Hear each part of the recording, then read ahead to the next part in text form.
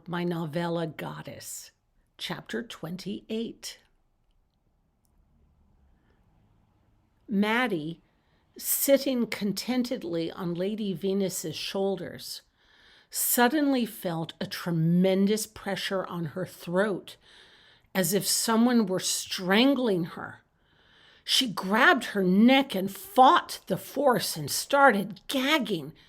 Her cries were choked out as an alien object forced its way into her mouth, down her throat, and lodged itself in her lungs.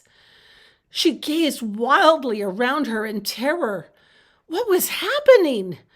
She was drowning all over again, only this time she jumped off the highest deck at the diving pool and plunged into the 16 feet deep pool, and her feet landed hard on the tile-lined bottom, and her toes dug into the soft tiles.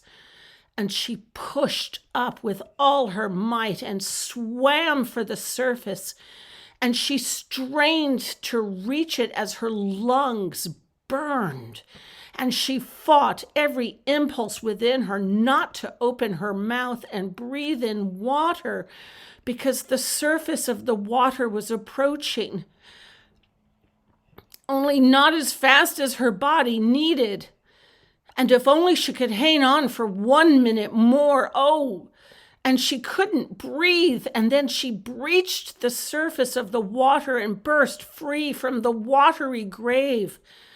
But even now she struggled to breathe. She listed to one side, and Lady Venus held tight to her thighs to keep her from falling off her shoulders as she clutched her throat and choked and hacked and coughed and sputtered, and as she fought for air, a stream of drool poured from her mouth and unspooled down the front of her dress and ribboned down the length of her body in a slimy, viscous ball of slime. Oh my goddess, I'm dying. I'm really dying. She'd barely started on this journey, and she'd never get to enjoy it because she was, at this very second, dying at the hospital. Oh my goddess.